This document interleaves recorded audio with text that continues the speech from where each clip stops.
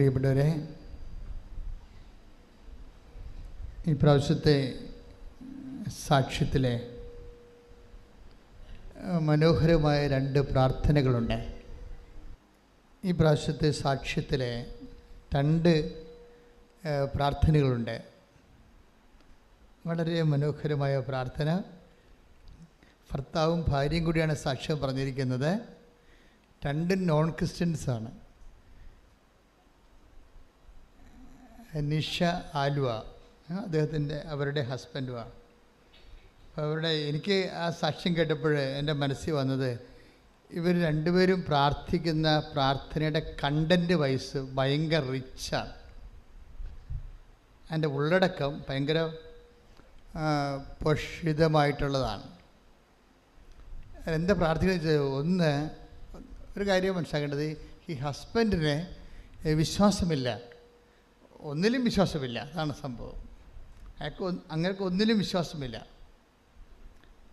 വൈഫിന് വിശ്വാസമുണ്ട്.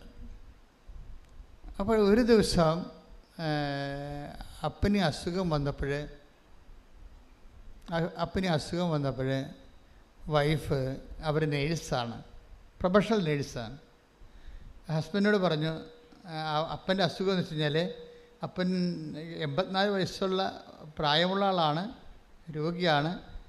ഭയങ്കര ഈ സോറിയാസിസ് പോലെ മുതുക് മുഴുവനും ഇങ്ങനെ പഴുത്ത് അഴുകുകയാണ്. അപ്പോൾ എല്ലാവരും ബന്ധുക്കളൊക്കെ വന്ന് കണ്ടിട്ട് പറയണത്, അപ്പം പെട്ടെന്ന് പോകും എന്നാണ് പറയണത്. എല്ലാവരും അങ്ങനെയാണ് പറയണത്, അപ്പം പെട്ടെന്ന് പോകും. അപ്പോൾ ഹസ്ബൻഡ് വൈഫിനെ വിളിച്ച് പറയും, എടി ഇനി മണിക്കൂറുകളേ ഉള്ളൂ, അപ്പം പെട്ടെന്ന് പോകും എന്നാണ് എല്ലാവരും പറയണമെന്ന് പറഞ്ഞു. അപ്പം നിൽക്കാൻ പറ്റുന്നില്ല, ഇരിക്കാൻ പറ്റുന്നില്ല, ശ്വാസം കിട്ടണില്ല, പരമശ. വൈഫ് പെട്ടെന്ന് പറയണത്, നിഷ പെട്ടെന്ന് പറയണത്, നിങ്ങൾ ആ ഉടമ്പടി തൈലം എടുത്ത് അപ്പൻ്റെ മുതുകിൽ പെരട്ടാൻ പറയും. അപ്പം നേരത്തെ ഇതുപോലെ പറയുമ്പോൾ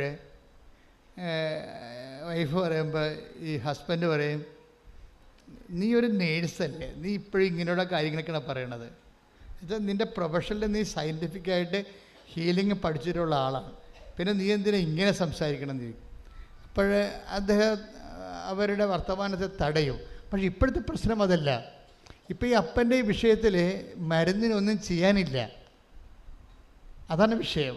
നമുക്കറിയാമല്ലോ, ഒരു ടൈം കഴിഞ്ഞാൽ പിന്നെ ആർക്കും ഒന്നും ചെയ്യാൻ പറ്റത്തില്ല. ഒരു ടൈം കഴിഞ്ഞാൽ ആർക്കും ഒന്നും ചെയ്യാൻ പറ്റത്തില്ല. അതെപ്പോഴും നമ്മൾ ഓർത്തേക്കണം. നിങ്ങൾ എത്ര അടുപ്പമുള്ളവരായാലും നമ്മളുടെ ഒരു സ്റ്റേജ് കഴിഞ്ഞാൽ പിന്നെ ആർക്കും നമ്മളെ സഹായിക്കാൻ പറ്റത്തില്ല. ഇതുപോലെ ഇപ്പോൾ ഹസ്ബൻഡ് മനസ്സിലായി, ഒരു ഓപ്ഷനില്ല.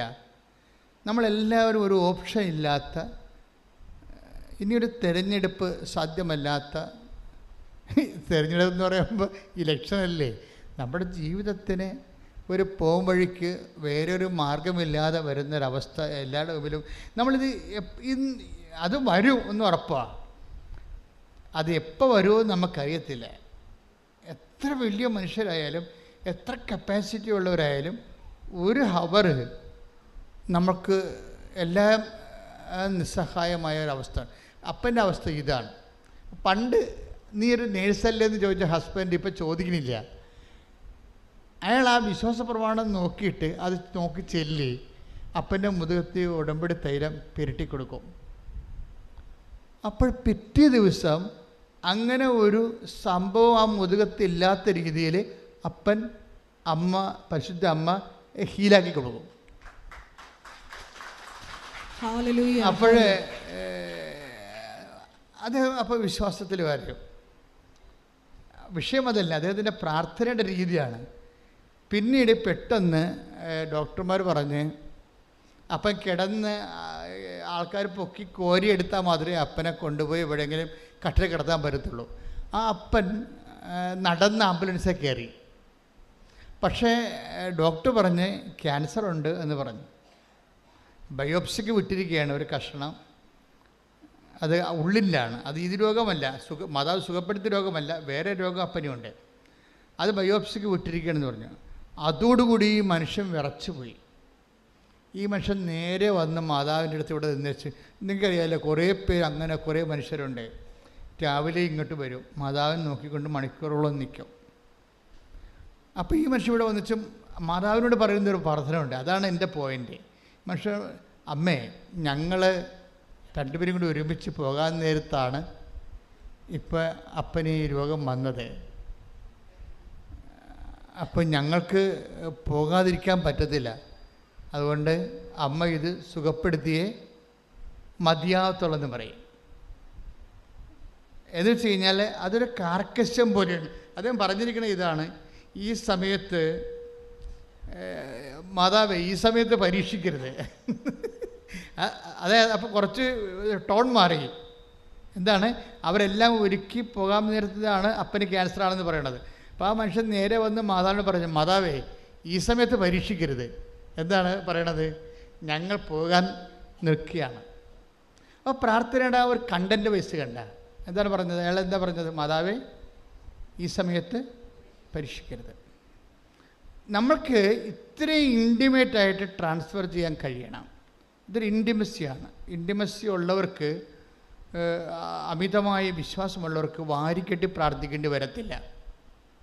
വല്ലതും പ്രാർത്ഥിച്ചാൽ മതി. ആ പ്രാർത്ഥന എപ്പോഴും നമ്മൾ ശ്രദ്ധിക്കേണ്ട ഒരു വിഷയം.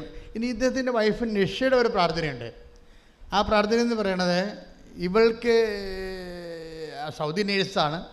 സൗദിയിൽ നിന്ന് ട്രാൻസ്ഫറായി വേറെ രാജ്യങ്ങളിലേക്ക് പോകാൻ വേണ്ടി ആൾ സ്വയം ടെർമിനേറ്റ് ചെയ്ത് പോകുന്നതാണ്. പക്ഷേ വിസ പ്രോസസ്സിങ്ങൊക്കെ ഭയങ്കര സ്ലോയാണ്. പല തരത്തിലുള്ള ഓരോ ഏടാകൂടങ്ങൾ വരികയാണ്.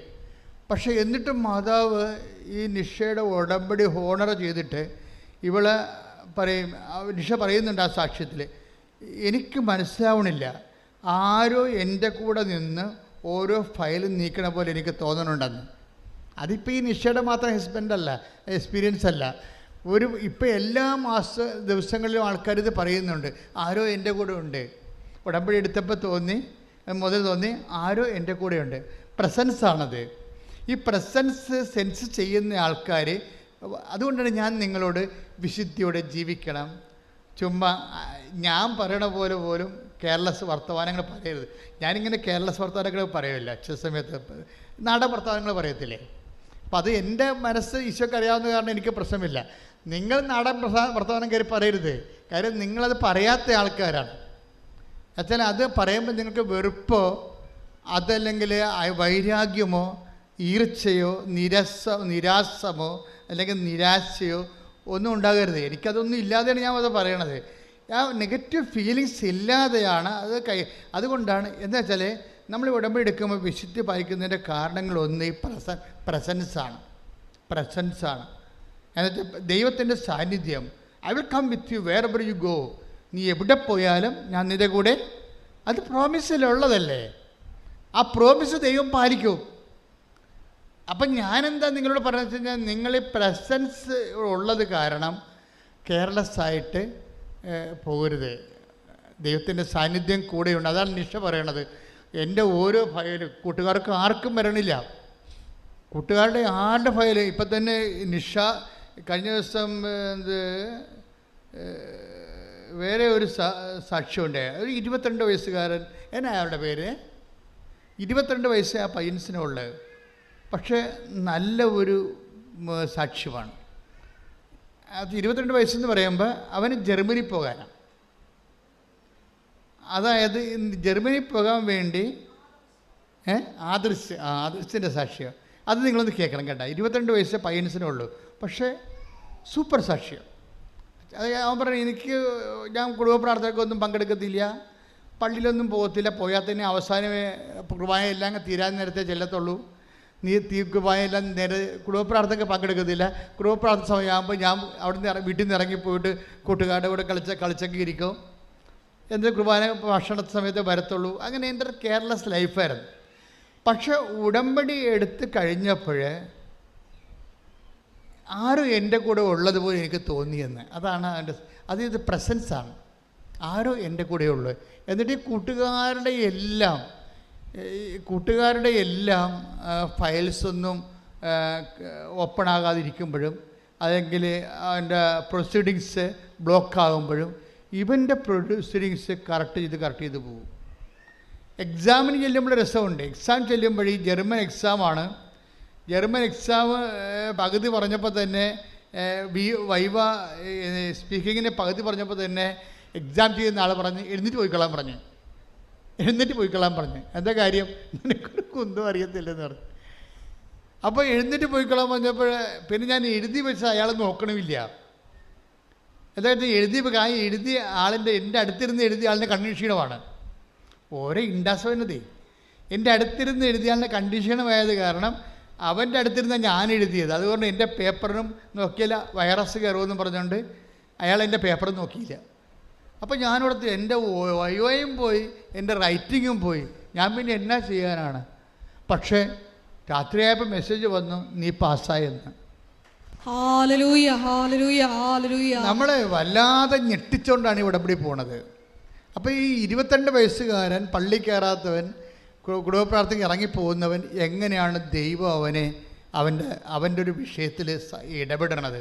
എന്നിട്ട് ഇപ്പോൾ അവൻ പറയാണ്, ഞാൻ എൻ്റെ ഉടമ്പടിയല്ല എൻ്റെ ജീവിത പ്രശ്നമല്ല പ്രശ്നം, ഏറ്റവും വലുത് ഉടമ്പടി എന്നെ ദൈവത്തോട് അടുപ്പിച്ചെന്നാണ് പറയണം. ഉടമ്പടി എന്നെ ദൈവത്തോട് അടുപ്പിച്ചു. ഞാൻ എന്താ ഇപ്പം നിങ്ങളോട് പറയണമെന്ന് വെച്ച് കഴിഞ്ഞാൽ, നിങ്ങൾ കുറച്ചുകൂടി ദൈവത്തോട് അടുക്കണം. കാര്യം ഉടമ്പടിയുടെ കൊണ്ട് ഉദ്ദേശിക്കുന്നത് ജീവിത പ്രശ്നമാണെങ്കിൽ അത് പ്രശ്നത്തെ ബേസ് ചെയ്താണ് ഉടമ്പടിയിൽ നിങ്ങൾ ചരിക്കണമെങ്കിൽ അത് മാർക്ക് കുറയാൻ സാധ്യതയുണ്ട്. എൻ്റെ ഒരു നിർദ്ദേശം, ഒരു പ്രശ്നമില്ലാത്തപ്പോൾ മനുഷ്യനെ ഉടമ്പടി എടുക്കുമെന്നാണ്. ഉടമ്പടി എടുക്കാൻ വേണ്ടി പ്രശ്നം ഉണ്ടാകാൻ കാത്തിരിക്കരുത്. അച്ഛൻ പറഞ്ഞ മനസ്സിലായ? ഇത് വളരെ സീരിയസ് വിഷയമാണ്. ഉടമ്പടി എടുക്കാൻ വേണ്ടി പ്രശ്നം ഉണ്ടാകാൻ കാത്തിരിക്കരുത്. ഞങ്ങൾക്കൊരു പ്രശ്നമില്ല, ഞങ്ങൾ പിന്നെ എന്തിനാ ഉടമ്പടി എടുക്കണേ എന്ന് ചോദിക്കൂ. പ്രശ്നമുള്ളവരൊക്കെ പോയി എടുക്ക്, ഞങ്ങൾക്കൊരു പ്രശ്നമില്ലെന്ന് പറയും. പക്ഷെ പ്രോബ്ലം എന്ന് വെച്ച് കഴിഞ്ഞാൽ ഒരു പ്രശ്നവും ഇല്ലാത്തവരാണ് ഉടമ്പടി എടുക്കേണ്ടത് ആദ്യം.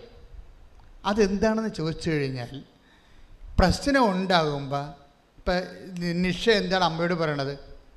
അമ്മേ, നിഷയുടെ ഒരു പ്രാർത്ഥനയുണ്ട്. എന്താണ്? അമ്മേ, എന്നെ നീ ഇവിടം വരെ കൊണ്ടുവന്ന നീയാണ്, ഐ നോ ഇറ്റ്. ഇപ്പം ഞാൻ തകർന്നിരിക്കുകയാണ്, എൻ്റെ റിജക്റ്റാകാൻ പോകുന്നു, പണവും എൻ്റെ കയ്യിലില്ല, എന്നെ അവിടെ എത്തിക്കേണ്ട ചുമതല നിൻ്റെതാണ്. ഓ, എന്നാ രസമുള്ള പ്രാർത്ഥനയാണ്. എന്നെ ഇവിടം വരെ കൊണ്ടുവന്ന നീയാണ്, പക്ഷെ ഞാനിപ്പോൾ ഫ്ലോപ്പിലാണ്.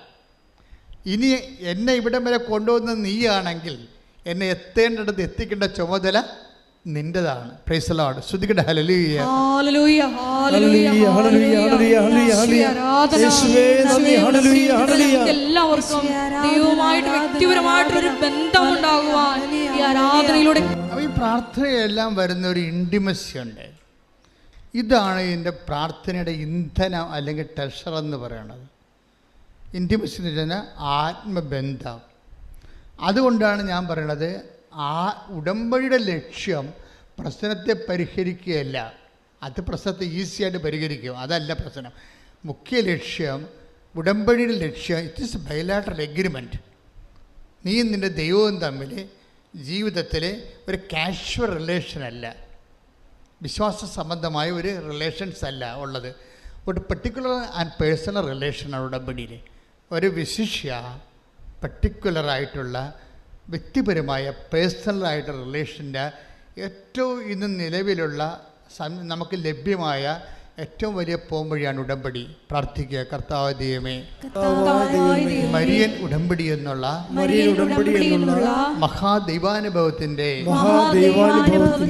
പുതിയ വാതിൽ മനുഷ്യ സമൂഹത്തിന് മുമ്പിൽ മറിയത്തിലൂടെ തുറന്നു വെച്ച പരിശുദ്ധാത്മാവേ, ഉടമ്പടി എടുത്തവരെയും എടുക്കാൻ പോകുന്നവരെയും ഈ നിമിഷം അനുഗ്രഹിക്കണമേ. അപ്പാ, സ്വർഗീയ പിതാവേ, പുത്രനായ ക്രിസ്തുവിന്റെ നാമത്തിൽ പ്രാർത്ഥിക്കുന്നു.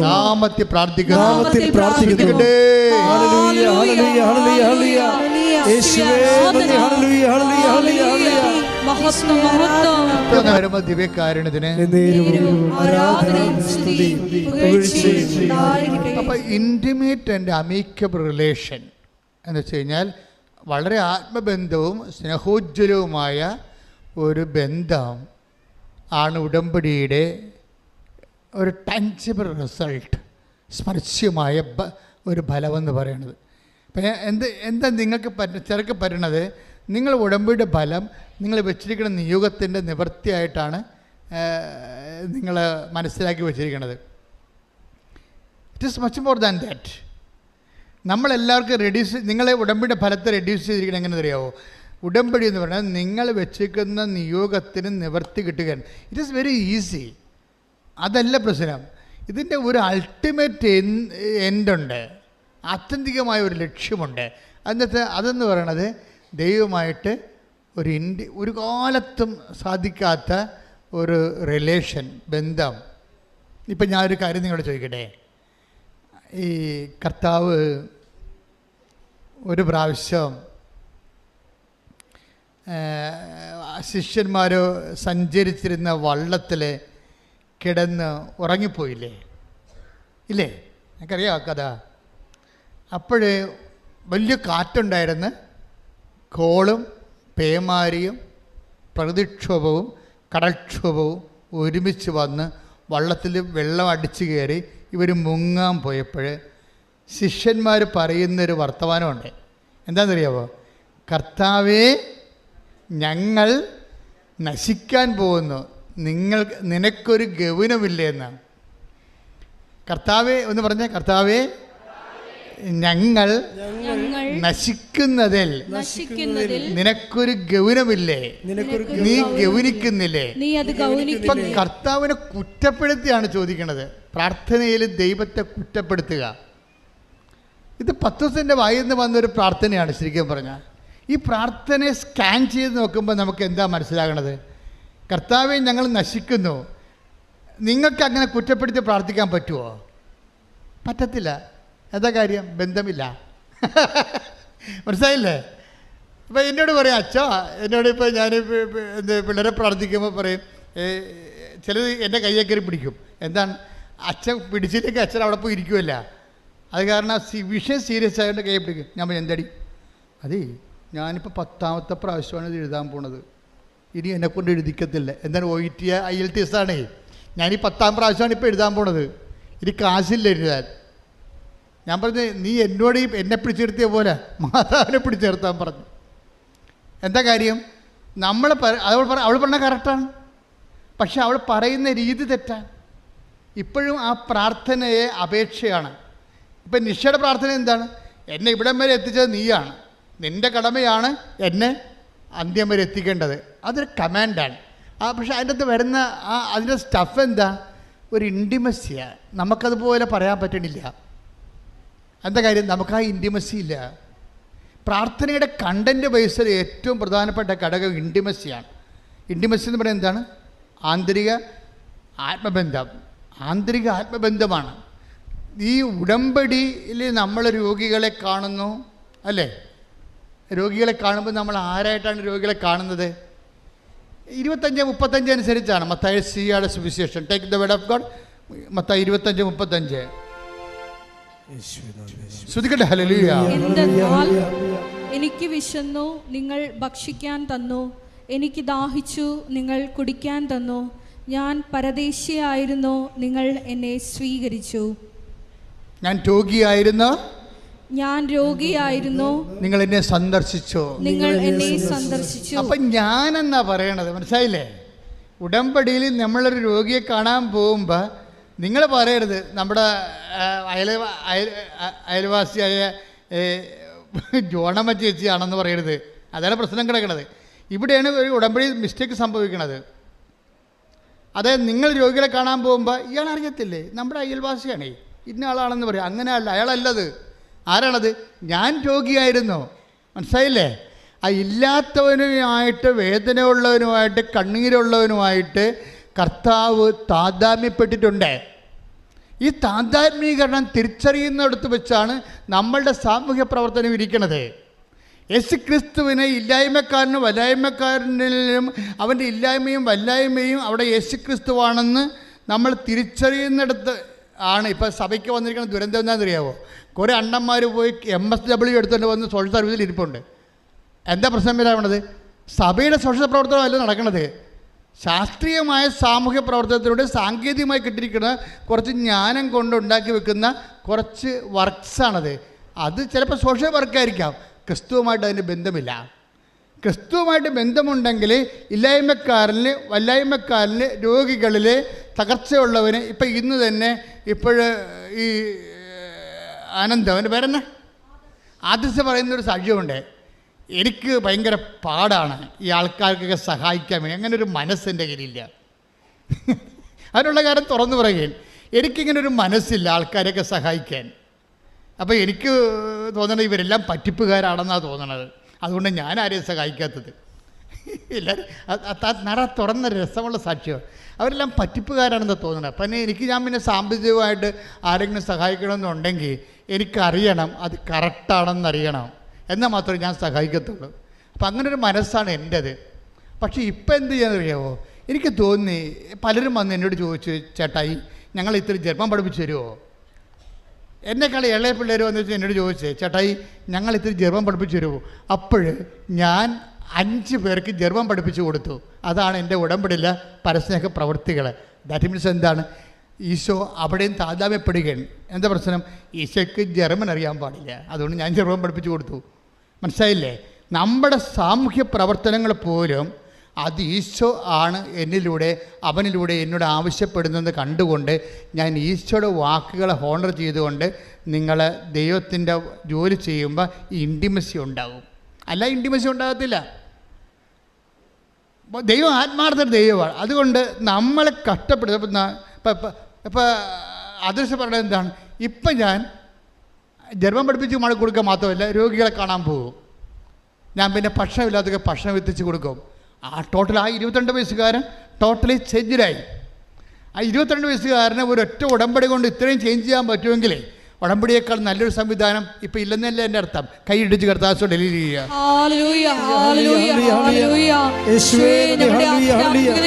വിശുദ്ധ പരമ ദിവ്യകാരുണ്യത്തിന് മർക്കോസ് 4:38 പോകാം. മർക്കോസ് 4:38. യേശു അമരത്ത് തലയണ വെച്ച് ഉറങ്ങുകയായിരുന്നു. ഏറ്റു പറഞ്ഞേ, യേശു അമരത്ത് തലയണ വെച്ച് ഉറങ്ങുകയായിരുന്നു. അവർ അവനെ വിളിച്ചുണർത്തി പറഞ്ഞു, ഗുരു ഞങ്ങൾ നശിക്കാൻ പോകുന്നു. നീ അത് ഗൗനിക്കുന്നില്ലേ? എന്താ പ്രശ്നം? നീ അത് ഗൗനിക്കുന്നില്ലേ? ഞങ്ങൾ നശിക്കാൻ പോകുന്നു. ഇത് ഒരു ആധികാരികമായിട്ടുള്ള ഒരു പ്രാർത്ഥനയാണ്. അതായത് അവർക്ക് വേറൊരു ഓപ്ഷനില്ല. കർത്താവാണെ കിടന്ന് ഉറങ്ങുകയും ചെയ്യുന്ന നമ്മുടെ ജീവിതത്തിൽ സംഭവിക്കാൻ സാധ്യതയുള്ളതാണ്. ഇങ്ങനെ ദൈവത്തിൻ്റെ ഉത്തരം കിട്ടാതിരിക്കുകയും പ്രശ്നങ്ങൾ നമ്മളെ വേട്ടയാടുകയും ചെയ്യുന്ന സമയത്ത് ഇൻറ്റിമസിയാണ് വേണ്ടത്. മനസ്സിലായില്ലേ? അല്ലാതെ നിങ്ങളുടെ സാധാരണ ഫങ്ഷണൽ പ്രയറിന് വർക്കൗട്ട് ചെയ്യത്തില്ല. സാധാരണ ഫങ്ഷൻ പ്രെയർ കൊണ്ട് ഈ സമയത്ത് സ്വർഗസ്ഥനായ പിതാവാണല്ല പ്രാർത്ഥന അല്ല, അതിൻ്റെ അപ്പുറത്തൊരു പ്രാർത്ഥനയുണ്ട്. അത് നീ തന്നെ സ്വർഗസ്ഥനായ പിതാവ് നീ രചിച്ച പ്രാർത്ഥനയാണ്. ഇപ്പം നിഷ രചിച്ച പ്രാർത്ഥനയില്ലേ? നിഷയുടെ ഹസ്ബൻഡ് രചിച്ച പ്രാർത്ഥനയില്ലേ? എന്താണ്? മാതാവേ, ഈ സമയത്ത് പ്രലോഭനം കൊണ്ട് വന്നാൽ ഞങ്ങൾ പെട്ടുപോകും, അതുകൊണ്ട് അമ്മ ഈ വിഷയത്തിൽ ഇടപെടണം. ദാറ്റ് മീൻസ് അതാണ് അത് സാങ്കേതിക പ്രാർത്ഥനയെക്കാളും വലിയ പ്രാർത്ഥനയാണ് പേഴ്സണൽ പ്രാർത്ഥന എന്ന് പറയുന്നത്. പക്ഷേ ഈ പേഴ്സണൽ പ്രാർത്ഥനയ്ക്ക് എന്താ വേണ്ടത്? അതിന് ഇൻറ്റിമസി വേണം. ഈ അപ്പോസ്തലന്മാർ ഈശോയെ കുറ്റപ്പെടുത്തണത് എന്താണ്? ഞങ്ങൾ നശിക്കാൻ പോകുന്നു. എന്താ? നീ അത് ഗൗനിക്കുന്നില്ലേ? അതൊരു കുറ്റപ്പെടുത്തലാണ്. പക്ഷെ അങ്ങനെ കുറ്റപ്പെടുത്താൻ വേണ്ടി മാത്രം അവർ ദൈവവുമായിട്ട് ഇൻറ്റിമസിയായി. പറഞ്ഞ മനസ്സിലായില്ലേ? ദൈവത്തെ പ്രാർത്ഥനയിൽ ഒരാവശ്യം വരുമ്പോൾ നമ്മൾ കുറ്റപ്പെടുത്തുകയാണ് വേണ്ടത്. ഒരു സർക്കാർ ഓഫീസിൽ പോയി നമ്മൾ ഒരാവശ്യം വരുമ്പോൾ ആ ഓഫീസിനെ കുറ്റപ്പെടുത്തിയാൽ പിന്നെ ഉള്ളതുപോലും കിട്ടത്തില്ല, ഇല്ലേ? നെഗറ്റീവാണത്. പക്ഷേ ഈ അപ്പോസ്തലന്മാർക്ക് ഇത്രയും ആത്യന്തികമായ വിഷയം വരുമ്പോൾ മുത്തടം ബൈബിൾ ഉൾഗാത്ത ട്രാൻസ്ലേറ്റ് ചെയ്തിരിക്കുന്നത് കർത്താവേ നിനക്കൊരു ചിന്തയുമില്ല എന്നാണ് ചെയ്തിരിക്കുന്നത്. നിനക്കൊരു ചിന്തയുമില്ലേ എന്നുവെച്ചാൽ നീ ഞങ്ങളെക്കുറിച്ച് ഒരു ഗൗരവമില്ല എന്നാണ്. എന്ന് വെച്ചാൽ ഉത്തരവാദിത്തമില്ലെന്നാണ് ചോദിക്കണത്. ദൈവത്തിന് ഉത്തരവാദിത്തമില്ല എന്ന് ദൈവത്തിൻ്റെ മുഖത്ത് നോക്കി ചോദിക്കണമെങ്കിലേ അത് വേറൊരു ബന്ധമാണ്, അത് സാധാരണ ബന്ധമല്ല. ദൈവത്തെ ഇപ്പം ചോദിക്കുക നീ ഗവനിക്കണില്ലേ എന്ന് വെച്ചാൽ ഇപ്പം ഞാനൊരു കാര്യം ചോദിക്കട്ടെ, ആ പ്രാർത്ഥനയുടെ ഇമോഷണൽ സെറ്റപ്പ് എന്താണ്? ഇപ്പം നിൻ്റെ വീട് ഇപ്പം വീട് വെച്ചിട്ടില്ല, പഴയ വീട്ടിൽ ഭാഗോടമ്പടി പ്രകാരം കിട്ടിയ കുടുംബ വീട്ടിൽ നീ താമസിക്കുകയാണ്. അത് 10-35 കൊല്ലം പഴക്കമുള്ള സംഭവമാണ്. ഈ വീട് കാണിച്ചാൽ നിൻ്റെ മകൾക്ക് ഭർത്താവിനെ കിട്ടത്തില്ല. അതാണ് നിൻ്റെ ദുഃഖമെന്ന് വിചാരിച്ചോ? അപ്പം നീ ഭർത്താവിനോട് എന്താ പറയണത്? ഇവിടെ മനുഷ്യ കൊച്ചു വളർന്നു തന്നെ കണ്ടില്ലേ, ഇപ്പോഴും താൻ കറങ്ങി നടക്കണമെന്ന് ചോദിക്കും. അതാ സംഭവം, അതല്ലേ ചോദിക്കത്തുള്ളൂ. ആ ഒരു സ്റ്റൈലെന്ന് പറഞ്ഞാൽ ഭർത്താവിന് ഭാര്യയോട് ചോദിക്കാനുള്ള ആധികാരികമായ ഒരു ബന്ധമുണ്ട്. അതാണ് സംഭവം. അത് ആ ഒരു ബന്ധം ദൈവവുമായിട്ടുണ്ടാകണം. അത് അങ്ങനെ ഉണ്ടാകണമെങ്കിൽ എന്ത് ചെയ്യണം? ക്ലെയിംസ് ഉണ്ടാകണം. ഉടമ്പടിയെപ്പോലെ ക്ലെയിംസ് ഉണ്ടാക്കുന്നൊരു സംവിധാനം വേറെയില്ല. എന്താണ്? നീ പത്രപ്രവർത്തനം നടത്തുന്നുണ്ടേ, കർത്താവിനെ അറിയാത്തവർ നീ അറിയിക്കുന്നുണ്ട് ഇല്ലേ, രോഗികളെ നീ കാണുന്നുണ്ട്, എവിടെയെല്ലാം സഹായിക്കാൻ പറ്റുന്നു അവിടെയെല്ലാം സഹായിക്കുന്നുണ്ട്, വിശുദ്ധിയോടെ ജീവിക്കാൻ വേണ്ടി ക്ഷമിക്കേണ്ടി വന്ന് ക്ഷമിക്കുന്നുണ്ട്. അങ്ങനെ വന്ന് ദൈവത്തിൻ്റെ വചനത്തിന് വേണ്ടി ജീവിതം 1 by 1 ആയിട്ട് കാഴ്ചവെച്ച് കഴിയുമ്പോൾ നിനക്ക് ക്ലെയിം ഉണ്ടാവും. എന്താണ്? അവകാശവാദമുണ്ടാവും. എന്താണ്? നീ ജീവിച്ചതാണ്. ഞാൻ എപ്പോഴും കർത്താവിനോട് പണ്ട് പറയുന്നൊരു വർത്തമാനമുണ്ട്, ഇപ്പോൾ പറയാറില്ല. എന്താ വെച്ചാൽ ഞാൻ എപ്പോഴും എൻ്റെ കയ്യിൽ വരുന്ന ആൾ എൻ്റെ കൈപ്പിടി കൊതുകുകളെന്ന് തോന്നിക്കഴിഞ്ഞാൽ ഞാനുണ്ടെ കർത്താവിനോട് പറയുന്ന ഒരു വാക്കാണ്, കർത്താവ് 4 വയസ്സ് മുതൽ എൻ്റെ അപ്പൻ നീയാണ് ദൈവമെന്ന് എന്നെ കാണിച്ച കാലം മുതൽ ഇന്ന് വരെ 60 കൊല്ലത്തോളം ജീവിക്കുമ്പോൾ ഞാൻ ഇന്ന് വരെ നീയല്ലാതെ വേറെ ഒരു ദൈവത്തിൻ്റെ മുമ്പിൽ ഞാൻ എൻ്റെ തല കുനിച്ചിട്ടില്ല. It's over, clear. അത് നീ ഓർക്കണമെന്ന് പറയും. അതെന്താണ്? അത് ക്രെഡിബിലിറ്റിയാണ്. Claim and credibility. നമ്മൾ ജീവിച്ച വിശ്വാസത്തിൻ്റെ ഒരു ക്രെഡിബിലിറ്റി ഉണ്ട്. അത് നമുക്ക് നൽകിയിട്ടുള്ള ഒരു ക്ലെയിമുണ്ട്, അവകാശവാദമുണ്ട്. ഇൻറ്റിമസി വരണത് ഈ അവകാശവാദത്തിൽ നിന്നാണ് വരണത്. അതിൽ നിനക്ക് ഡിപ്പോസിറ്റ് ഉണ്ടാകണം ദൈവതിരുസന്നിധിയിൽ. ഉടമ്പടി നിന്നെ നല്ല നിക്ഷേപമുള്ള നല്ല ആധ്യാത്മിക ആസ്തി ഭദ്രതയുള്ള വ്യക്തിയായി ഉയർത്തും. കൈയിടിച്ച് കർത്താവ് പരമദിവ്യകാരുണ്യത്തിന് ആരാധനയും സ്തുതിയും പുകഴ്ചയും ഉണ്ടായിരിക്കട്ടെ. ഇനി ഈശോയുടെ ബൈ നേച്ചർ പഠിക്കണം നല്ലതായിരിക്കും. ഈശോയുമായിട്ടല്ല നിങ്ങൾ ഡീൽ ചെയ്യണത്. മാതാവ് അതിനുള്ള മരിയനതൊരു മാർഗമാണ് കേട്ടോ. ലക്ഷ്യമാരാണ്? ക്രിസ്തുവാണ്. അപ്പോൾ ഈശോയുമായിട്ട് ഡീൽ ചെയ്യണമെങ്കിൽ ഈശോയുടെ സ്പെഷ്യൽ നേച്ചർ നമ്മൾ പഠിക്കിട്ടിരിക്കണം. അത് ഇതുപോലെ ഉത്തരം തരാത്ത നേച്ചർ, ഉത്തരം തരുന്ന നേച്ചറല്ല. ഉത്തരം തരുന്ന നേച്ചറുണ്ട്. ഈശോയുടെ ഉള്ളിൽ, പ്രകൃതിയിൽ, പ്രകൃതത്തിൽ, സ്വഭാവത്തിൽ ഫ്ലാറ്റായിട്ട് ഉത്തരം കൊടുക്കാത്ത സ്വഭാവമുണ്ട്. അത് നമ്മൾ അറിയണം. പ്രത്യേകിച്ച് നിർണായകമായ സമയത്ത് ഉത്തരം തരത്തില്ല. അതറിയണമെന്നുണ്ടെങ്കിൽ മർക്കോസിൻ്റെ 6:48 വായിച്ച്. മർക്കോസ് 6:48 ശ്രുതികട ഹല്ലേലൂയ ഹല്ലേലൂയ ഹല്ലേലൂയ യേശുവേ ഹല്ലേലൂയ. മർക്കോസ് 6:48 അവർ വഞ്ചി തുഴഞ്ഞ് അവശരായി എന്ന് അവൻ മനസ്സിലാക്കി. ഒന്ന് പറഞ്ഞേ, അവർ വഞ്ചി തുഴഞ്ഞ് അവശരായി. തീർന്നില്ലേ? ഇപ്പം 3 പുതുക്കി അവശരായ ആൾക്കാരുണ്ട്. ഉടമ്പടി 3 പുതുക്കിയിട്ട് ഉടമ്പടി അവിടെ, അതായത് 3 പുതുക്കണ പേപ്പർ കാണിക്കുമ്പോൾ തന്നെ അവിടെ നിന്ന് ചീട്ട് തരും. കാരണം നിങ്ങളുടെ കാര്യം പറയുമ്പോൾ നിങ്ങളുടെ വിഷയം അത്ര സീരിയസ് അല്ലെങ്കിൽ പോലും അവർ ചീട്ട് തരും. എന്താ കാര്യം? 3 പുതുക്കിയിട്ട് കുറേ കാര്യം നടന്നു കാണുവേ. അപ്പം നടക്കാത്ത ചില കാര്യങ്ങളുണ്ടെങ്കിൽ അവിടെ നിങ്ങളുടെ ആ ഉടമ്പടി ഗ്രേഡ് നമ്മളല്ലേ ഇവിടെ നിന്ന് ഇഷ്യൂ ചെയ്തിരിക്കണത്. അപ്പം നമ്മൾ തന്നെ അത് ഹോണർ ചെയ്തില്ല, പറ്റത്തില്ലല്ലോ. അതുകൊണ്ട് ആ 3 പുതുക്കുകയാണെന്ന് കണ്ടു കാണെങ്കിൽ ആ ചീട്ട് തരും. ചില വീട് വരുമ്പോൾ വലിയ കാര്യങ്ങളൊന്നും ഉണ്ടാകത്തില്ല, എന്നാൽ തന്നെയും ചില വിഷയം സീരിയസ് ആയിരിക്കും. അപ്പോൾ ഇങ്ങനെ സീരിയസ് ആകുമ്പോൾ ഈ പറഞ്ഞ വഞ്ചി തുഴഞ്ഞ് നമ്മുടെ ജീവിതം അവരെന്താ പറഞ്ഞത്? എന്താ എഴുതിയിരിക്കുന്നത്? അവരെ മർക്കോസ് 6:48 അവർ വഞ്ചി തുഴഞ്ഞ് അവശരായി എന്ന് അവൻ മനസ്സിലാക്കി. ആരാ മനസ്സിലാക്കിയത്? ഇപ്പം മനസ്സിലാകാതിരിക്കുന്ന അവസ്ഥ ഒന്നും ഇല്ല.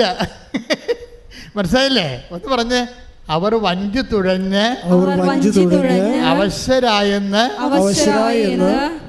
അവൻ മനസ്സിലാക്കി. അപ്പൊ നിങ്ങളെ പരീക്ഷ എഴുതി അവശരായെന്ന് അവൻ മനസ്സിലാക്കി. അവൻ മനസ്സിലാക്കുന്നുണ്ട് നിന്റെ അവശത. നിനക്ക് ജപ്തി നടപടിയായിട്ട് നീ അവശതയായിട്ടിരിക്കുകയാണ്. നിനക്ക് ബാങ്കുകാർ പോലും സിവിൽ പോയിൻറ്റ്സ് ഇല്ലാത്ത കാരണം നിനക്ക് ലോൺ തരുന്നില്ലെന്ന് അവൻ മനസ്സിലാക്കി. നിൻ്റെ മകൾക്ക് 38 വയസ്സ് ഉണ്ടായിട്ട് കെട്ടാൻ പറ്റണില്ലെന്ന് അവൻ മനസ്സിലാക്കി.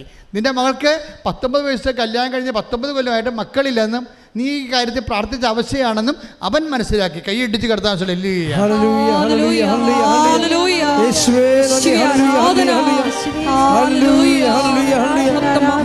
പരിശുദ്ധ പരമ ദിവ്യകാരുണ്യത്തിന്.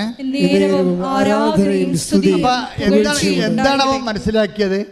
അവർ കടലിലാണ്, നടുക്കടലിലാണ്, കരകാണാത്ത കടലിലാണ്, കരകാണാത്ത കടത്തിലാണെന്ന് പറഞ്ഞ പോലെ എന്നിട്ട് എന്ത് ചെയ്ത് അതിനെതിരെ തുഴഞ്ഞ് കയറാൻ വേണ്ടി തുഴഞ്ഞ് അവർ സ്വന്തമായിട്ട് പരിശ്രമിക്കുന്നുണ്ട്, പലതരത്തിൽ പരിശ്രമിക്കുന്നുണ്ട്.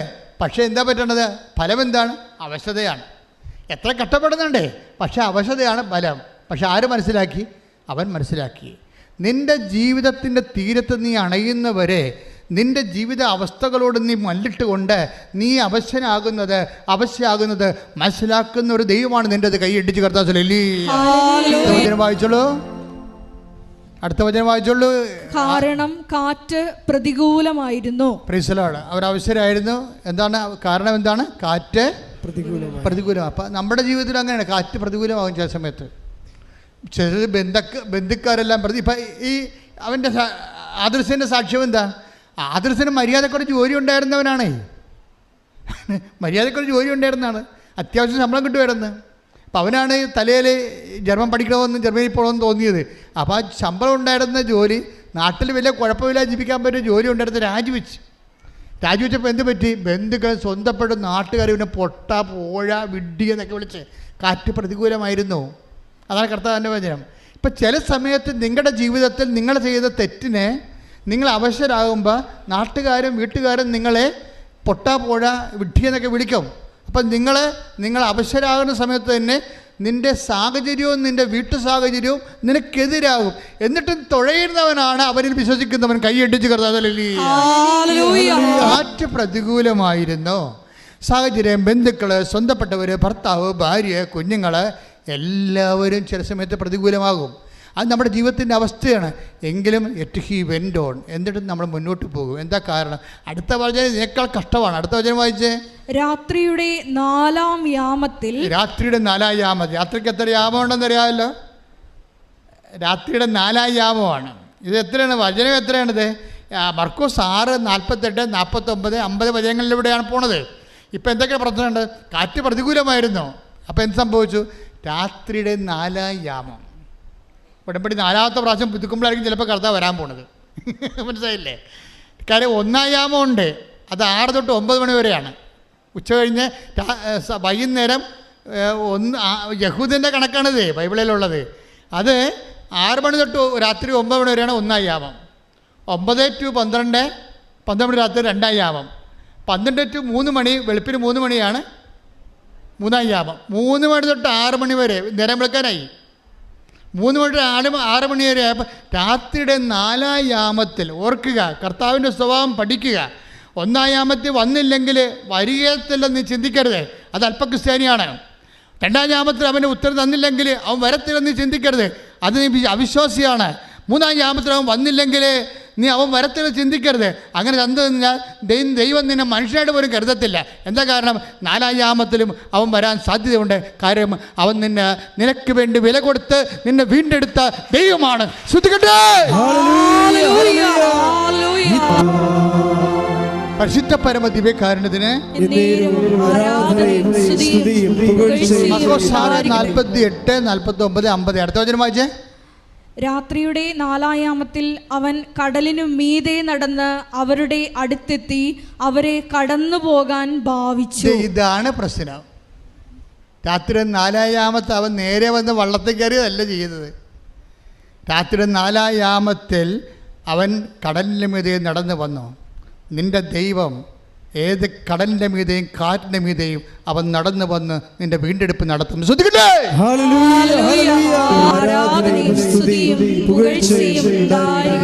ചിലർക്ക് പറ്റുന്ന അവസ്ഥ എന്താണെന്നറിയാവോ? ഈ ഒന്നാം യാമത്തിൽ അവരുടെ വിഷയത്തിന് മേൽ ദൈവം കടന്നു വന്നില്ലെങ്കിൽ അവർ സ്റ്റോപ്പ് ചെയ്യും, പ്രാർത്ഥനാ ജീവിതം സ്റ്റോപ്പ് ചെയ്യും, ഉടമ്പടി ജീവിതം സ്റ്റോപ്പ് ചെയ്യും. രണ്ടാം യാമത്തിൽ വന്നില്ലെങ്കിൽ വേറെ കുറേ ആൾക്കാർ സ്റ്റോപ്പ് ചെയ്യും. മൂന്നാം യാമത്തിൽ വന്നില്ലെങ്കിൽ അടുത്ത കുറേ ആൾക്കാർ സ്റ്റോപ്പ് ചെയ്യും. ഈ നാലാം യാമക്കാരാണ് ദൈവത്തിൻ്റെ സ്വന്തം ആൾക്കാർ. ശ്രദ്ധിക്കട്ടെ. ഹല്ലേലൂയ.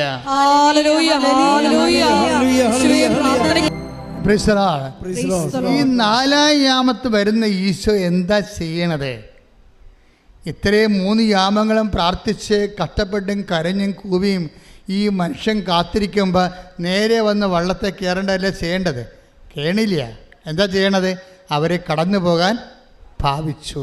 ഈ കടന്നു പോകാൻ ഭാവിക്കുന്ന കർത്താവിനെ നിങ്ങൾ തിരിച്ചറിയണം. എന്തിനാണ് ഇങ്ങനെ കടന്നു പോകാൻ പ്രാർത്ഥിക്കണത്? അതായത് ഈ മനുഷ്യർ അവൻ്റെ റിസ്കിലും വിശ്വാസത്തിലും അവൻ്റെ പ്രത്യാശയിലും ദൈവസ്നേഹത്തിലും ഈശോയെ ക്ഷണിക്കണം. ഈ ഭാവിക്കുന്ന കർത്താവിനെ നമ്മൾ സാധാരണ ക്ഷണം കൊണ്ട് ഒക്കത്തില്ലെന്ന് ഉറപ്പായി.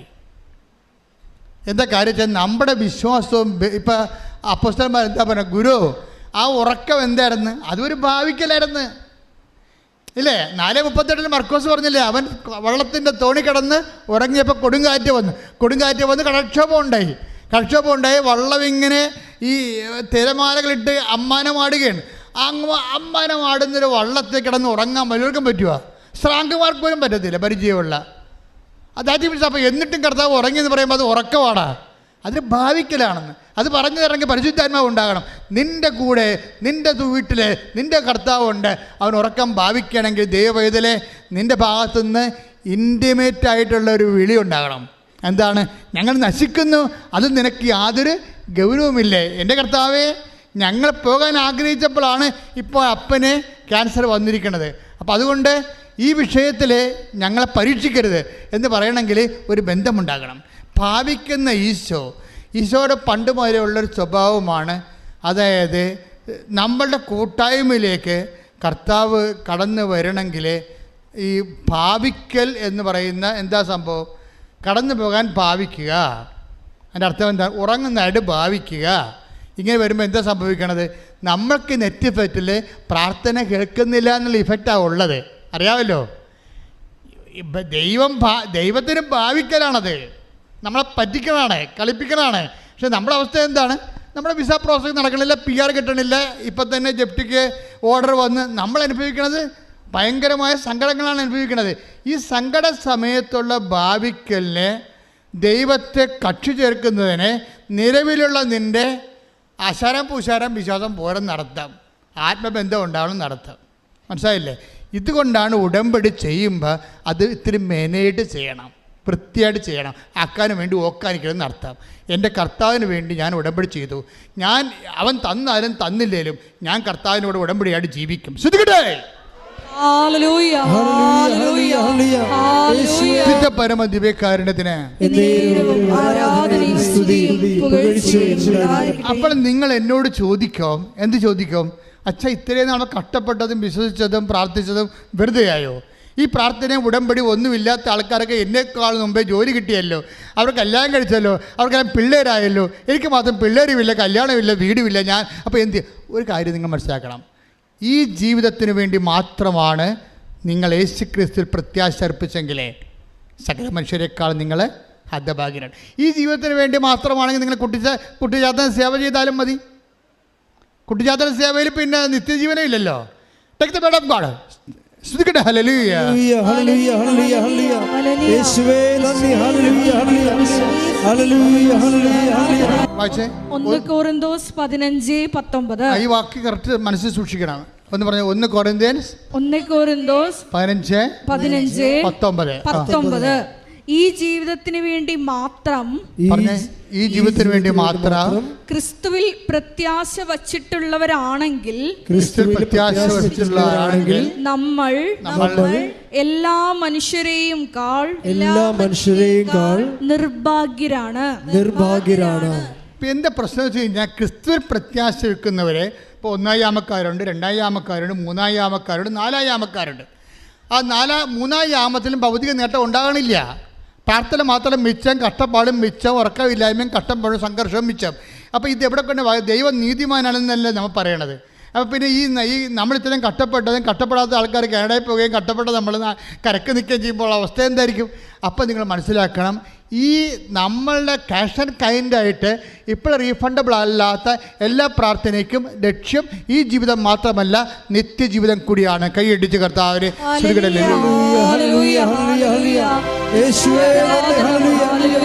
പരിശുദ്ധ പരമദിവ്യകാരുണ്യത്തിന്. അപ്പോൾ എന്താ പ്രോബ്ലം എന്ന് വെച്ച് കഴിഞ്ഞാൽ, ഒരു spiritual life when we lead with Jesus Christ we must have A minimum prudence. അത് കർത്താവിൻ്റെ ഒരു തീരുമാനമാണ്. ഒരു ആധ്യാത്മിക ജീവിതം നിങ്ങൾ യേശു ക്രിസ്തുവുമായിട്ടാണ് ഉരുക്കഴിക്കാൻ ഉദ്ദേശിക്കുന്നുണ്ടെങ്കിൽ നിങ്ങൾക്കൊരു മിനിമം വിവേകമുണ്ടാകണം. കർത്താവ് എന്താ പറഞ്ഞത്? വിവേകമുള്ള കന്യകമാരും വിവേകമില്ലാത്ത കന്യകമാരും. And spiritual life is an intelligent life, not emotional life. നിൻ്റെ പ്രാർത്ഥനയ്ക്ക് നിൻ്റെ ഉത്തരം കിട്ടുന്നില്ലെങ്കിൽ, ഈ ജീവിതത്തിന് വേണ്ടി അത് മറുപടി തരുന്നില്ലെങ്കിൽ, ആ വിഷയത്തിന് അപ്പോൾ തരുന്നില്ലെങ്കിൽ, നീ ഉടനെ പറയണം, കർത്താവേ ഈ പ്രാർത്ഥനയ്ക്ക് ഈ ഘട്ടത്തിൽ നീ എനിക്ക് ഉത്തരം തന്നിട്ടില്ല. എൻ്റെ കടങ്ങൾ അങ്ങനെ നിൽക്കുന്നു, എൻ്റെ മകൾ വരുമാനമില്ലാതെ ജോലി വീട്ടിൽ നിൽക്കുന്നു, അവളുടെ കല്യാണം ഒത്തുവരണില്ല, ഈ ഘട്ടത്തിൽ നീ എനിക്ക് ഉത്തരം തന്നില്ല. എനിക്ക് പരാതിയില്ല, എനിക്ക് പരിഭവമില്ല. എന്താ കാര്യം? ഞാൻ ഈ ജീവിതത്തിന് വേണ്ടി മാത്രമല്ല നിന്നെ ആശ്രയം വെച്ചിരിക്കുന്നത്. അതുകൊണ്ട് ഈ ഘട്ടത്തിൽ എൻ്റെ വേദന, എൻ്റെ പ്രാർത്ഥനയ്ക്ക്, എൻ്റെ കോസിന് വേണ്ടി, the cause V Zafar against my passions and sufferings, ഞാൻ എന്ത് ചെയ്യണം? അത് ഡെഡിക്കേറ്റ് ചെയ്യുന്നു. എന്തിനു വേണ്ടിയാണ്? എൻ്റെ നിത്യജീവന് വേണ്ടി, ക്രിസ്തുവിന് വേണ്ടി. നിങ്ങൾ കേൾക്കപ്പെടാത്ത എല്ലാ പ്രാർത്ഥനകളും, അത് കേൾക്കപ്പെടാത്തത് വരെ എന്തിനു വേണ്ടി കാഴ്ചവെക്കേണ്ടത്? ഈ ജീവിതത്തിന് വേണ്ടി മാത്രമല്ല, പിന്നെ എന്തിനാണ്? നിത്യജീവിതത്തിന് വേണ്ടി പ്രാർത്ഥിക്കുക. കർത്താവേ, സുവിശേഷത്തിന്റെ പൊരുളറിയാൻ പരിശുദ്ധാത്മാവിന്റെ വ്യാഖ്യാനം നൽകി ഞങ്ങളെ നിലനിർത്തുന്നതിന് നന്ദി പറയുന്നു. ഇന്നുവരെ ഞാൻ ക്ലേശിക്കുന്ന പ്രാർത്ഥനയ്ക്ക് ഉത്തരം കിട്ടാത്ത ഓരോ വിഷയങ്ങളുള്ള വിശ്വാസമായി, നിന്നുള്ള പ്രത്യാശയായി, സർവോപരി ദൈവ സ്നേഹമായി ഞാൻ കാഴ്ചവെക്കുന്ന നിന്നോടൊത്തുള്ള എൻ്റെ നിത്യജീവിതത്തിനായി, നിന്നോടൊത്തുള്ള എൻ്റെ നിത്യജീവിതത്തിനായി ശ്രദ്ധിക്കട്ടെ.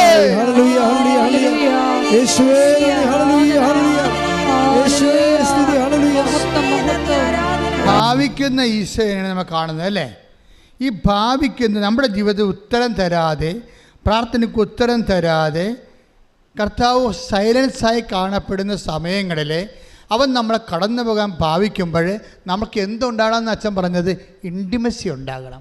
പിന്നെ ആ പ്രാർത്ഥന സാങ്കേതികമായ ചട്ടപ്പടിയുള്ള അനുഷ്ഠാന പ്രാർത്ഥനയല്ല, ആത്മബന്ധത്തിൻ്റെ പുതിയ പ്രാർത്ഥനയാണ്. ആ പ്രാർത്ഥന നിൻ്റെ ആത്മാംശമുണ്ടാകണം. അപ്പോസ്തലന്മാർ ചോദിച്ചില്ലേ, ഞങ്ങൾ നശിക്കുന്നത് നിനക്ക് ഒരു ഗൗരവവും ഇല്ലെന്ന് ചോദിക്കാൻ വേണ്ടി മാത്രം നിൻ്റെ ആധ്യാത്മികത ദൈവബന്ധത്തിൻ്റെ ആധികാരികത ആവശ്യപ്പെടുന്നുണ്ട്. അതുകൊണ്ട് ആധികാരികമായ ആത്മബന്ധത്തിൻ്റെ ആഴങ്ങളിലേക്ക് നിൻ്റെ ജീവിതത്തെ കൊണ്ടുപോകാൻ വേണ്ടി കർത്താവ് ഭാവിക്കുന്ന കാര്യങ്ങളെ വിവേചിച്ചറിയാൻ നമ്മൾ ബാധ്യസ്ഥരാണ്. ശ്രദ്ധിക്കട്ടെ. ദിവ്യകാരുണ്യത്തിന് ഇതിൻ്റെ അർത്ഥം എന്താ? പൊട്ടത്തരം ഒന്നും കാണിക്കരുതെന്നാണ് ഈ കാലെ പിടിച്ച് ഞാൻ പറയണത്. കർത്താവായിട്ട് വഴക്കിടരുത്, പരിഭവം കാണിച്ച് മാറരുത്, പ്രാർത്ഥന മുടക്കരുത്. അത് പണ്ടിതുപോലെ പ്രാർത്ഥന മുടക്കി കർത്താവിൻ്റെ വരവും പ്രതീക്ഷിച്ച് വരാതിരുന്നപ്പോൾ ചമ്മിപ്പോയ ഒരാളുണ്ട് ബൈബിളിൽ. ആരാണത്? മറിയം. ഒരു കാലത്ത് കർത്താവിൻ്റെ പാദാന്ത്യത്തിൽ നിന്ന് വചനങ്ങളെല്ലാം കേട്ടതാണ്. പക്ഷേ കുടുംബത്തിൽ കേട്ടത് മിച്ചം. അപ്പം ഭർത്താവ് വേലയും കൂലിയും ഉണ്ടായിരുന്നവൻ കുടുംബത്തിൽ അരി വാങ്ങിക്കാൻ അത്താഴം മുടക്കാതെ കൊണ്ടുവന്ന ആങ്ങളെ തന്നെ പണി മേടിച്ച് അവൻ ചത്തുപോയി. അവൻ ചത്തത് ആ ക്ഷീണമായപ്പോൾ തന്നെ മാർത്ത ആളെ വിട്ടാണ് വന്നില്ല. മരിച്ചപ്പോൾ വരുമെന്ന് വിചാരിച്ച് വന്നില്ല, അടക്കത്തെ വരുമെന്ന് വിചാരിച്ച് വന്നില്ല. യാമങ്ങളിങ്ങനെ മാറി മാറി വരിക. ചീഞ്ഞപ്പോൾ വന്ന. പക്ഷെ ചീഞ്ഞപ്പോൾ വന്നപ്പോഴേ അന്ന് അടുക്കളയ്ക്ക് പണിക്ക് ചെയ്തിരുന്ന മാർത്തയാണ് ലീഡ് ചെയ്തത്. മറിയത്തിൻ്റെ കാര്യം സ്വാഹ. എന്താ കാര്യം? അവൾ വീട്ടിൽ തന്നെ ഇരുന്നെന്നാണ് ബൈബിൾ പറയണത്. ഓടിപ്പോയതാരാ? മറിയം. അമ്മ മാർത്ത കർത്താവോട് പറയുന്നൊരു വാക്കുണ്ട്, ഞാൻ ഈ ജീവിതത്തിന് വേണ്ടിയല്ല നിൻ്റെ പുറകെ നടന്നത്. ഞാൻ നടന്നത് നീ വരാനിരിക്കുന്ന രക്ഷകനാണെന്ന്. കർത്താവേ, നീ ഇവിടെ ഉണ്ടായിരുന്നെങ്കിൽ എൻ്റെ സഹോദരൻ മരിക്കരുത്. I know it. നീ ഇവിടെ ഇല്ലല്ലോ. ഇപ്പം ഇല്ലാത്തതിന് പിന്നെ ഉണ്ടെന്ന് പറഞ്ഞൊരു കാര്യമില്ലല്ലോ. നീ ഇവിടെ ഉണ്ടായിരുന്നെങ്കിൽ എൻ്റെ സഹോദരൻ മരിക്കില്ലായിരുന്നു. പക്ഷേ എനിക്കൊരു കാര്യം അറിയാം, നീ ചോദിക്കുന്നത് എന്തും ദൈവം നിനക്ക് തരുമെന്ന് എനിക്കറിയാം. അങ്ങനെ ചത്ത് കിടക്കുമ്പോഴും ചീഞ്ഞ് കിടക്കുമ്പോഴും ചീഞ്ഞ് അഴകിയിരിക്കുമ്പോഴും നീ ചോദിക്കണത് എന്തും ദൈവം നിനക്ക് തരുമെന്ന് എനിക്കറിയാമെന്ന് പറയുന്നതാണ് മറിയത്തെക്കാൾ വലിയ വിശ്വാസം. ശ്രുതിക്കട്ടെ ഹല്ലേലൂയ.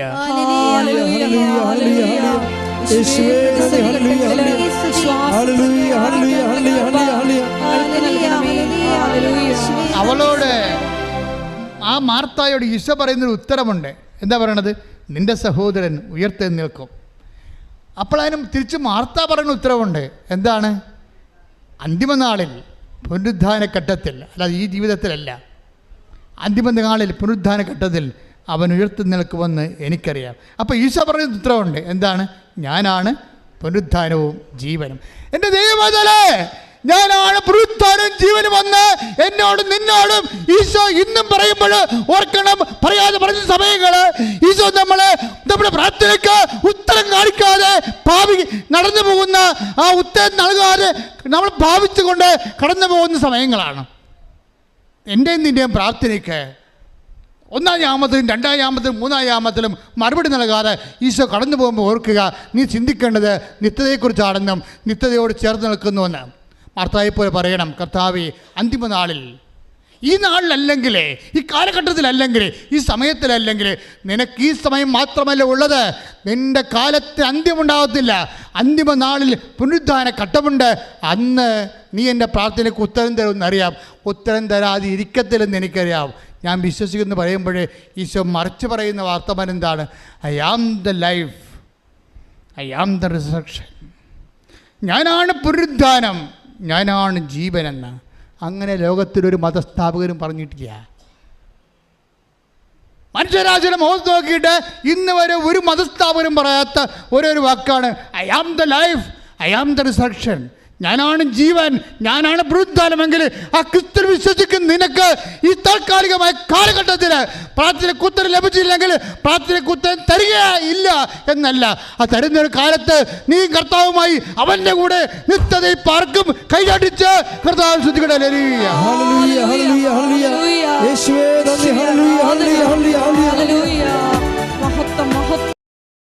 പരമദിവ്യകാരണത്തിന് അപ്പോൾ നിങ്ങൾ എന്നോട് ചോദിക്കോ, ഈ നാലാം യാമത്തിലാണ് കർത്താവ് വരണമെങ്കിൽ ഈ നിത്യത മാത്രമേ കിട്ടത്തുള്ളൂ എന്ന്. അല്ല, അവൻ പുഷ്പം പോലെ ലാസം ഉയർപ്പിച്ച് മാർത്തായ്ക്കും മേരകത്തിനും കൊടുക്കും. അതാണ് ഈശോ. ഈ നാലാം യാമത്തിൽ വന്നാലും എൻ്റെ ദൈവവേദനെ നീ ഉടമ്പടി വെച്ചിരിക്കുന്ന 6 കാര്യങ്ങളും കർത്താവ് നിനക്ക് ചെയ്തു തരും. കൈയടിച്ച് കഥടലി.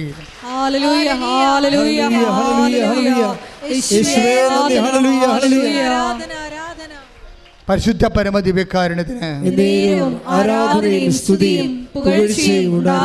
എന്നിലൂടെ കർത്താവ് ഇത്രേ പറഞ്ഞിട്ടുള്ളൂ. കർത്താവിൻ്റെ ഒരു ഹിഡൻ ആയിട്ടുള്ള ഒരു ബിഹേവിയറാണ് എങ്ങനെ കടന്നു പോകാൻ ഭാവിക്കണത്. നമുക്ക് വേണമെങ്കിൽ 24 വായിക്കാം. 24 വായിച്ചോളൂ. ലുക്ക 24:28. ശ്രുതികട്ടെ. ഹല്ലേലൂയ.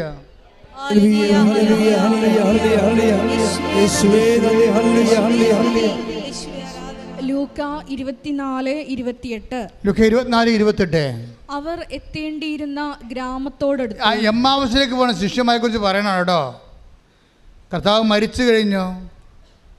കൂടെ ഉണ്ടായിരുന്ന മർക്കോസ് വരെ തുണിയില്ലാതെ ഓടിക്കളഞ്ഞു. പത്രോസ് കഴുകി പീലാത്തോസ് കഴുകി. പത്രോസ് കർത്താവിനെ തള്ളിപ്പറഞ്ഞു. അപ്പോസ്തലന്മാരൊക്കെ സ്ഥലം വിട്ടു. ആരുമില്ലാണ്ടായി. ക്ലയോഫാസ് നാട് വിട്ടുപോയി. അതാണ് ക്ലയോഫാസ്. ഇപ്പോൾ ഉണ്ടായിരുന്ന ശിഷ്യനാണ്. ക്ലയോഫാസിൻ്റെ ഭാര്യ കുരിശിനെ ഇവിടെ ഉണ്ടായിരുന്നത് വെള്ളിയാഴ്ച.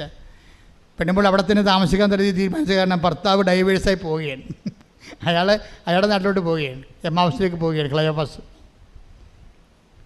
അങ്ങനെ പോകുന്ന ക്ലയോഫാസ് ഭാര്യയുടെ അക്കൗണ്ടിൽ മാത്രമാണ് ഈ മനുഷ്യനെ തിരക്കി കർത്താവ് പോണത്. ഓർക്കുക ദൈവവേദലെ, നീയും ദൈവവുമായിട്ട് പിന്തിരിഞ്ഞ് പോയാലും ശരി, നിൻ്റെ വൈഫ് കർത്താവുമായിട്ട് ബന്ധമുണ്ടെങ്കിൽ കർത്താവ് നിന്നെ ഏറ്റെടുത്തിരിക്കും. ശ്രുതിക്കട്ടെ. ഹല്ലേലൂയ, ഹല്ലേലൂയ. യേശുവേ നന്ദി. ഹല്ലേലൂയ, ഹല്ലേലൂയ, ഹല്ലേലൂയ, ഹല്ലേലൂയ.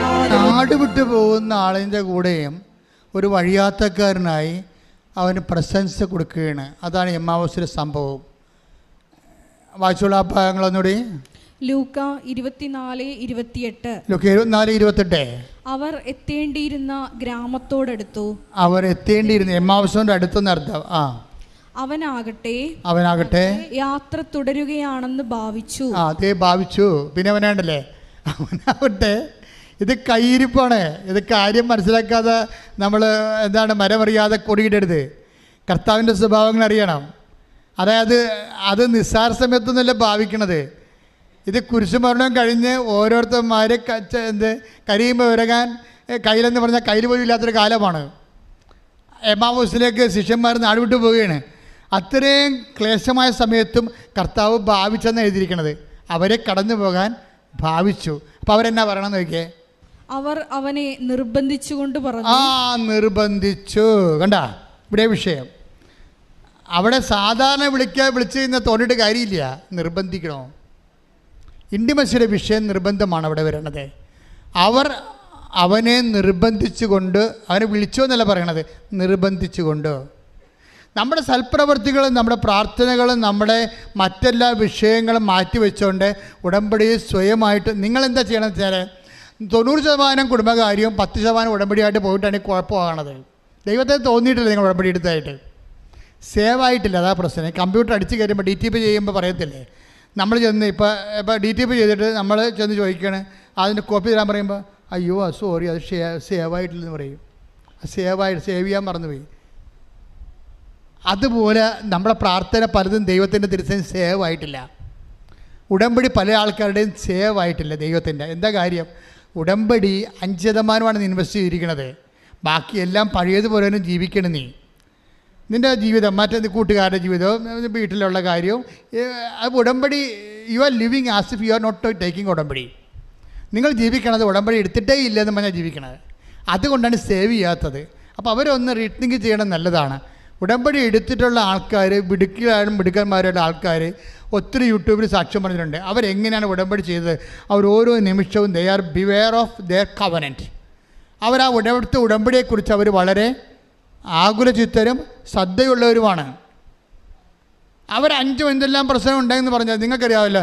നിങ്ങൾക്കൊരു ഉണർവുണ്ടെങ്കിൽ കർത്താവിനൊരു 9 ഉണർവുണ്ടാവും. നിങ്ങൾക്ക് ഒരു ഉണർവുണ്ടായ കർത്താവിന് 9 ഉണർവുണ്ടാവും. കഴിഞ്ഞ ദിവസങ്ങൾ ഒരു മോളെ വയനാട്ടിൽ നിന്ന് കൃപാസനത്തിൽ വരികയാണ്. എന്തിനാണെന്നറിയാവോ? അവളുടെ വിഷയം ഞാൻ മറന്നുപോയി, പക്ഷേ നല്ല സാക്ഷ്യമാണത്. വയനാട്ടിൽ നിന്ന് കൃപാസനത്തിൽ വന്നിരിക്കുന്നതിനാണ് ഇത്തിരി ഉപ്പ് കിട്ടാൻ വേണ്ടി വരികയെ. എന്താ സ്ഥലപ്രശ്നം എന്തോ ഒക്കെയാണ്. അപ്പോൾ ഉപ്പ് കിട്ടാൻ വരികയെ. ഉപ്പ് ചോദിച്ച ആൾ കൊടുത്തില്ല. അതാ ഉപ്പ് കൂടെ അവർ ചോദിച്ച ആളെ കൊടുത്തില്ല. അതുകൊണ്ട് ഈ ഉപ്പ് എവിടെ നിന്ന് കിട്ടുമെന്ന് വിചാരിച്ചുകൊണ്ട് അവർ ഒറ്റക്ക് വന്നപ്പോൾ ആരും കൂടെ വരാനില്ല. പിന്നെ 10 വയസ്സുള്ള മകൾ ചേർത്തുകൊണ്ട് കോഴിക്കോട് ബസ് സ്റ്റാൻഡിൽ വന്നിട്ട് അവിടുന്ന് പിന്നീട് ട്രെയിനിന് വന്ന് അവിടുന്ന് പിന്നെ ട്രെയിനിന് വന്ന് മാരേക്കുളത്ത് ഇറങ്ങി ഒറ്റയ്ക്ക് ഇവിടെ വരികയാണ്. ഇതൊക്കെ ദൈവം കാണുന്നില്ലേ? അവൾ ഒറ്റക്കാണ് വരുന്നതെന്നൊക്കെ ദൈവം കാണുന്നില്ലേ? അവിടെ കൂട്ടാരിയില്ലെന്ന് കാണുന്നില്ലേ? അങ്ങനെ ഒറ്റക്ക് നീ ചെയ്യുമ്പോൾ അതെല്ലാം കാണുന്ന ഒരാളുണ്ട്. നിൻ്റെ സത്യസന്ധത, അത് അവളുടെ സാക്ഷ്യം നീ കേൾക്കണം. കഴിഞ്ഞ ആഴ്ചത്തെ ഏറ്റവും ടോപ്പ് സാക്ഷ്യം അതാണ്. ദൈവത്തിൻ്റെ സാന്നിധ്യം നേരിട്ട് അനുഭവിക്കുന്ന സാക്ഷ്യമാണ്.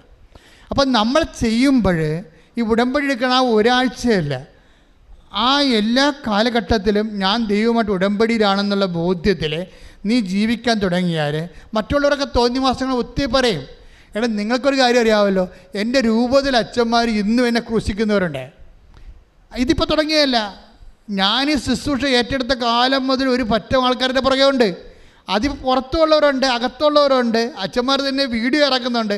എന്നിട്ടും എന്തുകൊണ്ടാണ് ഞാൻ ഈ ശുശ്രൂഷയോട് മുന്നോട്ട് പോണത്? ഞാൻ കണ്ട ഒരാളുണ്ട്, അത് വേറെ ആരും കാണാത്ത ആളാണ്. എന്തുകൊണ്ടാണ് മാതാവിൻ്റെ പ്രത്യക്ഷീകരണം ഉണ്ടായത്? ചുമ്മാ ഉണ്ടായതാണ്? അല്ല.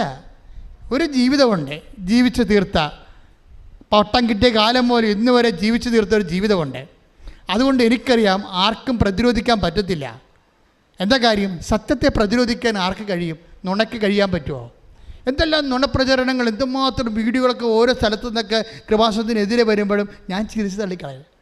എന്താ കാരണം വെച്ച് കഴിഞ്ഞാൽ ഞാൻ എപ്പോഴും പറയും, എന്താ പ്രശ്നം? സാക്ഷ്യമാണ് സത്യം, അല്ലാതെ ആശയമല്ല.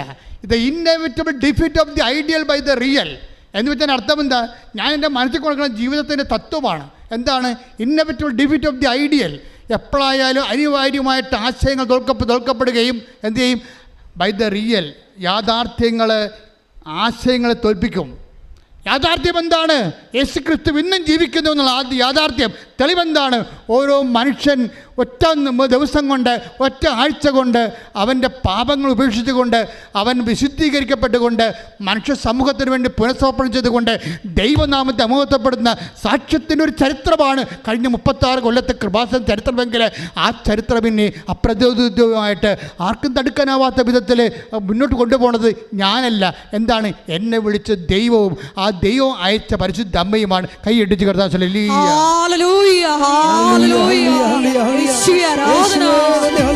നാളിതുവരെ ഞങ്ങളെ കൈപിടിച്ച് നടത്തിയതിന്, കൂടെ നിന്നതിന് നന്ദി പറയുന്നു. എഴുന്നേൽക്കുക.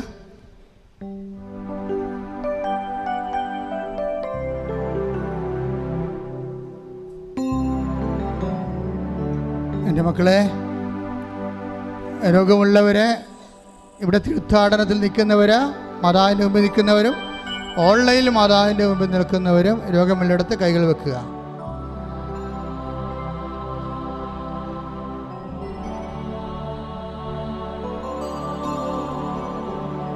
അച്ഛൻ കൈവർത്തി യേശുനാമത്തിൽ പ്രാർത്ഥിക്കുമ്പോൾ അപ്പാ ഈശോയെ നാമത്തെ മഹത്വപ്പെടുത്തുകയും അമ്മ മധ്യസ്ഥം വഹിക്കുകയും വിശുദ്ധ രക്തസാക്ഷികളെ അതിനെ സന്ധിക്കുകയും ചെയ്യുന്ന സ്വർഗീയ നിമിഷങ്ങളിലേക്കാണ് നമ്മൾ പോകുന്നത്. അച്ഛൻ പ്രാർത്ഥിക്കുമ്പോഴൊക്കെ മക്കൾ സ്തുതിച്ചുകൊണ്ടിരിക്കട്ടെ സന്തോഷത്തോടെ. ഇപ്പോഴും അടിപ്പണ്ട പോലെ വൈദാഘാതം പോലെ ദൈവിക ശക്തി നിങ്ങളേക്ക് ആവശ്യിക്കുന്ന സമയമാണ്. കർത്താവേ, നിൻ്റെ വിശുദ്ധ പൗരോഹിത്യത്തെ മഹത്വപ്പെടുത്തണമേ കർത്താവേ. കർത്താവേ, സഭയിലുള്ള സാന്നിധ്യം പ്രകടമാക്കണമേ കർത്താവേ.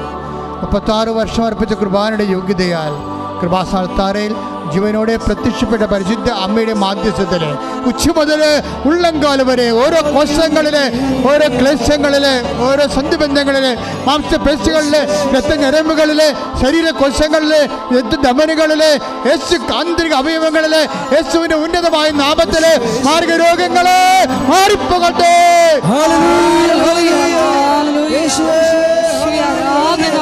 പരിശുദ്ധ പരമ ദിവ്യകാരുണ്യത്തിന് എൻ്റെ മക്കളെ, കൈ നെഞ്ചത്ത് വെച്ചുകൊണ്ട് കണ്ണടച്ചുകൊണ്ട് കൈ നെഞ്ചത്ത് വെച്ചുകൊണ്ട് അൾത്താരയിൽ എഴുന്നള്ളിരിക്കുന്ന ഈശോയെ നോക്കിക്കൊണ്ട് പ്രാർത്ഥിക്കേണ്ട സമയമാണ്. അച്ഛൻ പ്രാർത്ഥിക്കാൻ പോകുന്ന വിഷയങ്ങൾ രോഗികളായി കിടപ്പിലായി പോയവര്, അവരെ അടിപ്പിടർ പോലെ വൈദാഘാതം ദൈവികമായ ശക്തി അവരിലേക്ക് ആവസിക്കുന്നതിന് വേണ്ടി പ്രാർത്ഥിക്കാൻ പോകുന്ന മക്കളില്ലാത്തവര്, ഗർഭനാളികൾ ശ്വസിച്ചു പോയവര്, ഗർഭം ഉണ്ടായിട്ട് അത് കട്ട് ചെയ്ത് കളഞ്ഞവര്, ബീജത്തിന് ഓട്ടമില്ലാത്തവര്, കൗണ്ടില്ലാത്തവര്, അവരെല്ലാം സമർപ്പിച്ച് പ്രാർത്ഥിക്കുന്ന സമയമാണ്. വിഷജന്തുക്കളെ കുത്തുകയോ ഒക്കെ ചെയ്തതിൻ്റെ പേരിൽ, രക്തത്തിൽ വിഷം കയറിയതിൻ്റെ പേരിൽ രോഗങ്ങൾ വിട്ടുമാറാത്തവര്, കർത്താവിൻ്റെ വിശുദ്ധമായ രക്തം അവരുടെ ശരീരത്തിലേക്ക് പ്രവഹിക്കുന്നതിന് വേണ്ടി പ്രാർത്ഥിക്കുന്ന സമയമാണ്.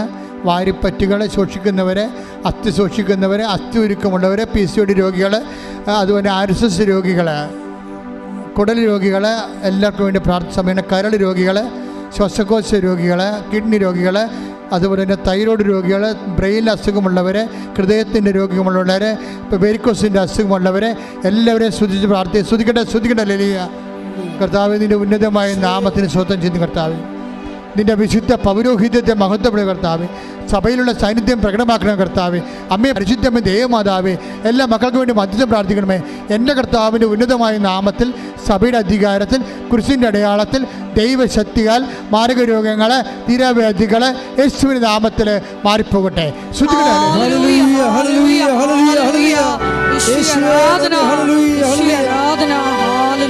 പരമ ദിവ്യകാരുണ്യത്തിന്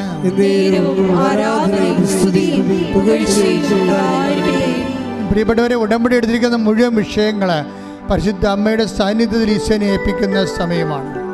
ഉടമ്പടിയുടെ വിഷയങ്ങളെന്ന് പറയുമ്പോൾ ജോലിയില്ലാത്തവർ, വിസ പ്രോസസ്സിലിരിക്കുന്നവർ, ഓഫർ ലെറ്റർ വന്നിട്ട് പോകാൻ പറ്റാത്തവർ, സാമ്പത്തികമായിട്ട് ലോൺ കിട്ടാത്തവർ, വീട് വിൽക്കാനുള്ളവർ, സ്ഥലം വിൽക്കാനുള്ളവർ, വാങ്ങാനുള്ളവർ, വഴിയില്ലാത്തവർ, പഠനത്തിന് പ്രയാസമുള്ളവർ, പഠിക്കാൻ പറ്റാത്തവർ, പരീക്ഷ തോക്കുന്നവർ, വീണ്ടും പരീക്ഷ എഴുതാൻ പോകുന്നവർ, വിവാഹം ഒത്തുവരാത്തവർ, അവരെല്ലാവരും സമർപ്പിച്ച് പ്രാർത്ഥിക്കുന്ന സമയമാണ്. കർത്താവേ, അങ്ങയുടെ മക്കളെ ഇപ്പോഴ് കണ്ണീരോടെ ഓരോ വിഷയങ്ങൾ സമർപ്പിച്ചുകൊണ്ട് പ്രാർത്ഥിക്കുന്നു. കർത്താവേ, നിൻ്റെ വിശുദ്ധ പൗരോഹിത്യത്തെ മഹത്വപ്പെടുത്തണമേ. കർത്താവേ, നിൻ്റെ തിരുമുറുപാട് നാണിപ്പെടുത്താവുന്ന വലതുകരം ഓരോ മക്കളുടെ വിഷയങ്ങളിൽ അങ്ങ് വയ്ക്കണമെന്ന് പ്രാർത്ഥിക്കുന്നു. എല്ലാ സ്ഥലങ്ങളും, വിട്ടുമാറാത്ത സ്ഥലങ്ങളിൽ കർത്താവിൻ്റെ വിശുദ്ധ രക്തം പ്രവഹിക്കട്ടെ എന്ന് പ്രാർത്ഥിക്കുന്നു. വിട്ടുമാറാത്ത വേദനകൾ, രോഗങ്ങൾ, അതുപോലെ തന്നെ കുടുംബം, നമ്മുടെ സ്വന്തം കഴിവ് കൊണ്ട് ഇനി ഈ വിഷയം പരിഹരിക്കാൻ പറ്റത്തില്ലെന്ന് തോന്നുന്ന വിവിധ വിഷയങ്ങൾ ഇപ്പോൾ പരിശുദ്ധ അമ്മയുടെ മാധ്യസ്ഥ ഈശോയ്ക്ക് സമർപ്പിക്കുന്നു. കർത്താവിൻ്റെ കരുണ മക്കളിലേക്ക് ചൊരിയട്ടെ. കർത്താവേ, എല്ലാ തരത്തിലും എല്ലാ സ്ഥാവര ജംഗം വസ്തുക്കൾ നശിച്ചു പോയവർ, നഷ്ടപ്പെട്ടവർ, അന്യാധീനപ്പെട്ടവർ, കിട്ടാൻ നിവൃത്തിയില്ലാത്തവർ, കൊടുത്തു പോയിട്ട് കിട്ടാൻ നിവൃത്തിയില്ലാത്തവരെല്ലാം സമർപ്പിച്ച് പ്രാർത്ഥിക്കുന്നു. കർത്താവ്, ദൈവത്തിൻ്റെ കരുണ മക്കളിലേക്ക് ആവശ്യിക്കട്ടെ. ജയിലിൽ പെട്ടുപോയവർ, കർത്താവ് അന്യരാജ്യങ്ങളിൽ പെട്ടുപോയവർ, കർത്താവ് മറ്റു രാജ്യങ്ങൾക്ക് വിസയും എടുത്തിട്ട് പോകാൻ പറ്റാത്തവർ, അതിന് പ്രോസസ്സ് നടക്കാത്തവർ, അതുകൊണ്ട് ബ്ലോക്ക് വന്നു പോയവർ, കർത്താവ് പല രാജ്യങ്ങളിൽ ഇന്ത്യക്കാർക്ക് പോകാൻ പറ്റാത്ത അവസ്ഥയിൽ നയതന്ത്രപരമായിട്ടുള്ള വിഷമങ്ങളുള്ള വിഷയങ്ങൾ അതെല്ലാം കർത്താവ് ഏറ്റെടുക്കുകയും രാജ്യങ്ങൾ തമ്മിൽ ധാരണയായിരിക്കാൻ, കർത്താവ് അതേവഴി യുദ്ധങ്ങൾ വരെ അവസാനിക്കാൻ പരിശുദ്ധ ദേവതാന്റെ മാധ്യസ്ഥത്തിൽ ദൈവത്തിൻ്റെ കരുണ ചൊരിയട്ടെ.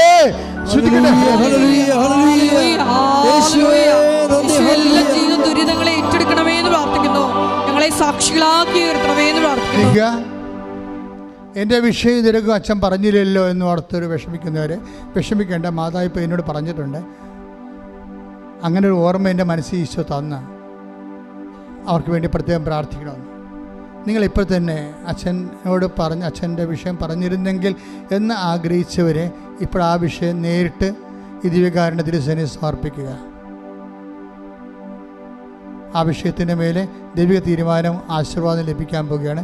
ഇപ്പോൾ ദിവ്യകൃപാനയുടെ ആശീർവാദം ലഭിക്കും. 2 മിനിറ്റ് നിങ്ങൾ അച്ഛൻ ഓർക്കാത്ത കാര്യങ്ങൾ, പറയാത്ത വിഷയങ്ങളുടെ മേലെ നിങ്ങൾ ഓർത്ത് ഇപ്പോഴ് ഓൺലൈനായാലും ഇവിടെ ആയാലും പരിശുദ്ധ അമ്മയുടെ മധ്യസ്ഥത്തിന് ഈശോയ്ക്ക് സമർപ്പിക്കുക.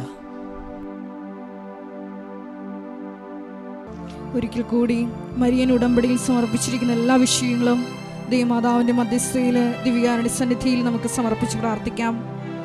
കടന്നു പോകാൻ ഭാവിക്കുന്ന കർത്താവിനെ നിർബന്ധിച്ച് കൈപിടിച്ച് കൂടെ നിർത്തി വിശ്വാസാനുഭവത്തിലേക്കും സാക്ഷ്യാനുഭവത്തിലേക്കും ഞങ്ങളെ ഉയർത്തണമേ എന്ന് പ്രാർത്ഥിച്ചുകൊണ്ട് ശിരസ് നമിച്ച് നമുക്ക് ദിവ്യകാരുണ്യനാഥൻ്റെ ആശീർവാദം സ്വീകരിക്കാം.